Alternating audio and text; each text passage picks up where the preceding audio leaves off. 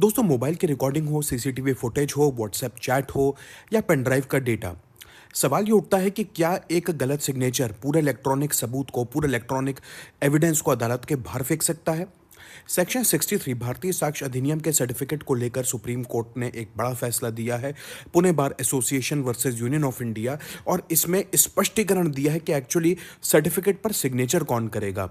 मतलब सर्टिफिकेट पर सिग्नेचर क्या मालिक के होंगे, ऑपरेटर के होंगे या किसी और व्यक्ति के होंगे। चलिए जानते हैं 5 मिनट के अंदर कि एक्चुअली सुप्रीम कोर्ट ने इस केस के अंदर क्या बात करी। स्वागत करता हूं आपका द कोर्ट रूम ट्रायल के अंदर। देख रहे हैं आप 5 मिनट सुप्रीम कोर्ट की सीरीज, जिसमें हम एक नए फैसले को डिकोड कर रहे हैं। बहुत इंपॉर्टेंट फैसला है ये इलेक्ट्रॉनिक एविडेंस के ऊपर, और बहुत कुछ क्लैरिफाई किया है सिग्नेचर को लेकर कि एक्चुअली जो सर्टिफिकेट है उस पर सिग्नेचर कौन करेगा। बड़ा इंपॉर्टेंट है, अगर आप इसको मिस करेंगे तो कहीं ना कहीं आपकी तैयारी में कुछ ना कुछ कमी होगी। चलिए शुरू करते हैं। देखिए, आप और हम बहुत अच्छे से जानते हैं कि जो भारतीय साक्ष्य अधिनियम है, BSA है, उसने रिप्लेस किया है इंडियन एविडेंस एक्ट को। मतलब सेक्शन 65B का जो सर्टिफिकेट हम अभी तक, जब से हमने लॉ किया है तब से हम इसी चीज़ को पढ़ते हुए आ रहे हैं, बट अब वो कहीं ना कहीं सेक्शन 63 भारतीय साक्ष्य अधिनियम का सर्टिफिकेट हुआ है। अब भारतीय साक्ष्य अधिनियम जब से आया है, मतलब 1 जुलाई 2024 से जब से हमारे इंडिया के अंदर लागू हुआ है, उसके अंदर आपने पीछे शेड्यूल खोलकर देखा होगा कि 2 सर्टिफिकेट की बात कही गई है। पार्ट ए की बात करी गई है और पार्ट बी की बात करी गई है। मतलब अब फॉर्मेट को बहुत स्पेसिफिक कर दिया।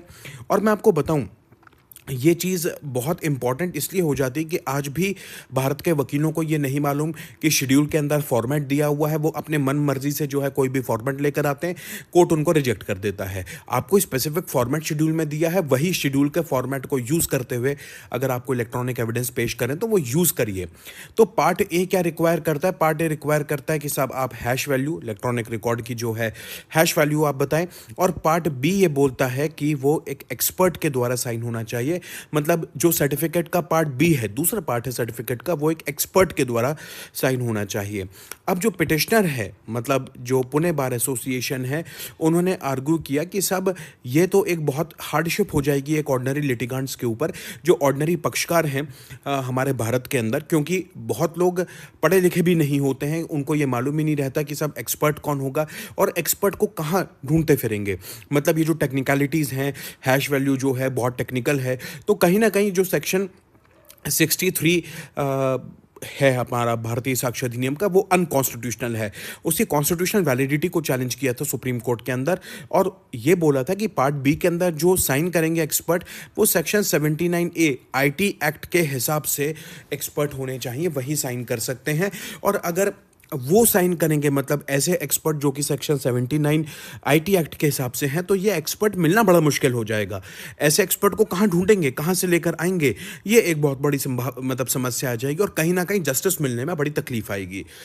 ये चीज़ में उन्होंने रेफर किया पिटिशन ने मद्रास हाईकोर्ट का। मद्रास हाईकोर्ट ने एक मामले के अंदर R वर्सेस B के अंदर ये चीज़ बोला था कि पार्ट बी जो है वो एग्जामिनर ऑफ इलेक्ट्रॉनिक रिकॉर्ड के द्वारा साइन होना चाहिए, जो कि नोटिफाइड है सेक्शन 79A IT एक्ट में। मतलब ऑनरेबल मद्रास हाईकोर्ट ने इस चीज़ को और मतलब बूस्ट किया कि सब जो पार्ट बी है वो कौन साइन करेगा, वो एक्सपर्ट साइन करेगा, ऐसा एक्सपर्ट जो कि सेक्शन 79 IT एक्ट के अंदर डिफाइंड है। अब प्रॉब्लम की बात यहाँ पर दोस्तों ये आ रही है कि आप इस चीज़ में समस्या समझिए। एक तो हमारे कोर्ट्स में, जो ट्रायल कोर्ट्स के अंदर मुकदमे चल रहे हैं, ऐसे व्यक्ति ज़्यादातर पढ़े लिखे नहीं होते हैं। हमारे यहाँ बहुत सारे जो पक्षकार होते हैं, बहुत सारे जो लिटिगेंट्स होते हैं, वो पढ़े लिखे नहीं होते हैं, उनको नहीं मालूम। और बहुत बार तो पढ़े लिखे व्यक्तियों को भी हैश वैल्यू नहीं मालूम। क्या आपको हैश वैल्यू के बारे में जानकारी थी जब तक भारतीय साक्ष्य अधिनियम नहीं आया था? इंडियन एविडेंस एक्ट जब तक हम पढ़ रहे थे, आप छोड़िए, मुझे भी कोई जानकारी नहीं थी, मैंने भी कभी हैश वैल्यू के बारे में नहीं सुना था। बट जब आया तो देखा, गूगल किया, समझा कि हैश वैल्यू क्या होती है, और अब समझ में आने लग गया। तो बहुत बार हम खुद ही इग्नोरेंस में रहते हैं, तो हम दूसरों की क्या बात बताएं। मतलब वकील को खुद ही कोई नहीं जानकारी रहती, तो वो पक्षकार की कैसे मदद करेगा, लिटिगेंट की कैसे मदद करेगा। अब देखिए, इलेक्ट्रॉनिक एविडेंस के अंदर सबसे पहली बात सर्टिफिकेट की आवश्यकता क्यों रहती है। मैं उसमें अनवर पीवी वर्सेस पी के बशीर का केस नहीं देखना चाह रहा, मोहम्मद शफी के केस को डिस्कस नहीं करूंगा, अर्जुन पंडित राव कोटकर के केस को डिस्कस नहीं करूंगा, मैं इस केस की बात कर रहा हूं। देखिए इलेक्ट्रॉनिक रिकॉर्ड जो है वो प्रोन है, किसके लिए, म्यूटेशन के लिए प्रोन है और मॉडिफिकेशन के लिए प्रोन है। आप बहुत ही आसानी से, आप जानते हैं हम सदियों से हैकिंग की बात कर रहे हैं, हैकर्स की बात कर रहे हैं, बहुत आसानी से इलेक्ट्रॉनिक रिकॉर्ड का मैनिपुलेशन संभव है। और इसलिए इलेक्ट्रॉनिक रिकॉर्ड का मैनिपुलेशन ना हो तो सर्टिफिकेट हम लेते हैं ऑथेंटिसिटी के लिए कि सब जो इलेक्ट्रॉनिक रिकॉर्ड जिस व्यक्ति के पोजेशन से आया है वो उसी ने जारी किया है, और वो सर्टिफिकेट इस हेतु देगा कोर्ट के अंदर कि हाँ साहब मेरे ही पोजेशन से ये इलेक्ट्रॉनिक रिकॉर्ड जनरेट हुआ है, जिससे इंटीग्रिटी जो है वो इंश्योर हो पाए, राइट, इनजस्टिस ना हो। अब सुप्रीम कोर्ट ने क्या बोला, ये सब पूरे मुद्दे थे, इसलिए देखिए बड़ा केस जो है ये बहुत इंपॉर्टेंट केस हो जाता है। अब ऑनरेबल सुप्रीम कोर्ट ने बोला कि साहब अगर आप सेक्शन 63 भारतीय साक्ष्य अधिनियम को शेड्यूल के साथ पढ़ेंगे तो उसमें कोई आर्बिट्रेरीनेस नहीं है। ये जो चीज़ें आई हैं, मतलब हैश वैल्यू आया है, पार्ट ए पार्ट बी के जो 2 सर्टिफिकेट आया है, इनका पर्पस इंटीग्रिटी को मेंटेन करना है, ऑथेंटिसिटी को मेंटेन करना है इलेक्ट्रॉनिक रिकॉर्ड को, कि जिससे इलेक्ट्रॉनिक रिकॉर्ड जो है वो म्यूटेशन ना हो, उसके अंदर किसी तरीके का मॉडिफिकेशन ना हो। हैश वैल्यू रिक्वायर्ड इसलिए क्योंकि हैश वैल्यू क्या है, फिंगरप्रिंट है उस इलेक्ट्रॉनिक रिकॉर्ड का। अगर आप किसी भी इलेक्ट्रॉनिक रिकॉर्ड के अंदर जरा सा भी मैनिपुलेशन करेंगे तो उसकी हैश वैल्यू बदल जाएगी, मतलब उसका फिंगरप्रिंट बदल जाएगा। अब एक वीडियो की फॉर एग्जांपल वीडियो 1 है, उसकी हैश वैल्यू आपने निकाल के दे दी। मैं इस चीज़ के ऊपर जब हम इंडियन एविडेंस एक्ट मतलब भारतीय साक्ष्य अधिनियम पढ़ेंगे तो बहुत डिटेल में आपको टेक्निकलिटी बताऊंगा कि एक्चुअली हैश वैल्यू उनकी एल्गोरिदम्स कौन कौन सी होती हैं, कितने टाइप्स के एल्गोरिदम होती हैं, जैसे आपने SHA-1 का पढ़ा होगा, MD5 का पढ़ा होगा, ये एल्गोरिदम्स हैं। आज इस पे बात नहीं कर सकते क्योंकि सिर्फ 5 मिनट का हमारी सीरीज चल रही है, किसी दिन बात जरूर करेंगे। उसके लिए आपको क्या करना है, चैनल को सब्सक्राइब करना है कि किसी भी तरीके का कोई इंपॉर्टेंट अपडेट आपसे मिस ना हो। तो देखिए दोस्तों, इलेक्ट्रॉनिक फिंगरप्रिंट बदल जाएगा अगर उसकी हैश वैल्यू चेंज करी। मान लीजिए वीडियो 1 की जो है हैश वैल्यू 1 है, अब उस वीडियो को आप किसी भी सिस्टम के अंदर कितनी बार भी ट्रांसफर कर देंगे उसकी हैश वैल्यू हमेशा सेम रहेगी, अनटिल एंड अनलेस उसके अंदर कोई मैनिपुलेशन ना हो। तो हैश वैल्यू जो है उसकी ऑथेंटिसिटी और इंटीग्रिटी को बहुत कुछ मेंटेन करती है। अब सुप्रीम कोर्ट ने बोला, जो कि एक मुद्दा था कि साहब पार्ट बी जो है, पहली बात तो क्या वैलिड है या इनवैलिड है। तो सर्टिफिकेट जो है एक्सपर्ट के द्वारा जो पार्ट बी के अंदर दिया गया था वो एक एडिशनल लेयर बनाता है जिससे ऑथेंटिसिटी जो है वो बरकरार हो पाए। अब सेक्शन 39 जो है, सेक्शन 39 और सेक्शन 79 आईटी एक्ट को आपको हारमोनियसली पढ़ना पड़ेगा। इसके अंदर आप ये नहीं बोल सकते कि आप उसको स्ट्रिक्ट इंटरप्रिटेशन दोगे।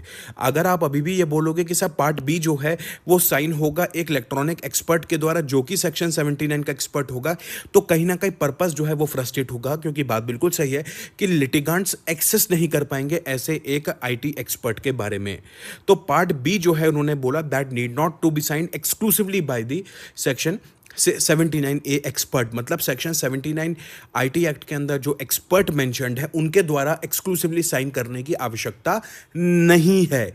यही मुद्दा है, बिल्कुल आपको साइन नहीं करवाना, यही एक की होल्डिंग थी और सबसे इंपॉर्टेंट जो रेशो था वो यही था।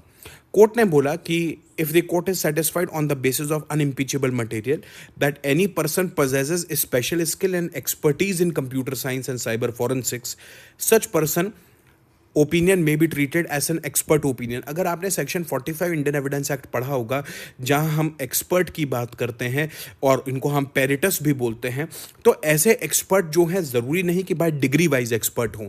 कोई व्यक्ति हो सकता है 20 साल से एक ही काम कर रहा है और उस 20 साल से काम करते करते ड्यू टू एक्सपीरियंस जो है वो एक्सपर्ट बन गया है। तो ऐसा कोई व्यक्ति जो कि स्पेशल स्किल रखता है या कंप्यूटर के अंदर एक्सपर्टीज करता है, वो भी जो है एक्सपर्ट की श्रेणी के अंदर आएगा और वो पर्सन जो है पार्ट बी का सिग्नेचर कर सकता है, पार्ट बी में जो शेड्यूल है उस पर सिग्नेचर कर सकता है। मतलब ऐसा expert IT expert section 79A का होना नहीं है, मतलब आवश्यकता नहीं है।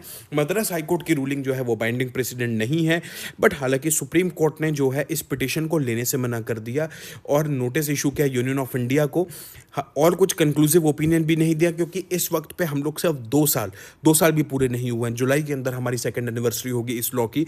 अभी इन्होंने कोई बहुत कंक्लूसिव डिसीजन नहीं दिया, बट इस चीज़ को तो सुप्रीम कोर्ट ने क्लियर कर दिया कि पार्ट बी जो है वो ऐसे एक्सपर्ट के द्वारा साइन होगा जिसके पास स्पेशल स्किल है। वो स्पेशल स्किल बाय डिग्री हो सकती है, बाय एक्सपीरियंस हो सकती है, किसी भी तरीके का हो सकता है कि मैं एक साधारण व्यक्ति हूं बट मुझे कंप्यूटर के बारे में थोड़ा बहुत भी नॉलेज है तो मैं भी एक एक्सपर्ट की श्रेणी में आ जाऊंगा। एक नॉर्मल व्यक्ति भी एक्सपर्ट की श्रेणी में आ सकता है, उसमें किसी तरीके का कोई डाउट नहीं रहा इस केस की वजह से, पुणे बार एसोसिएशन के केस की वजह से।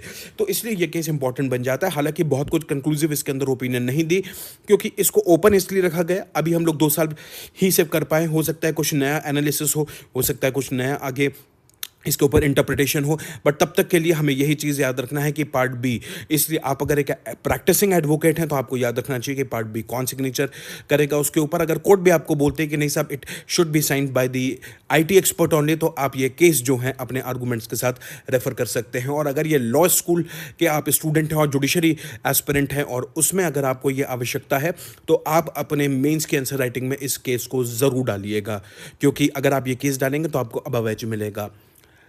उम्मीद करता हूं आपको यह सेशन पसंद आया होगा। मिलते हैं अगले नए किसी वीडियो में। Till then good bye for now. Do subscribe the channel. Thank you.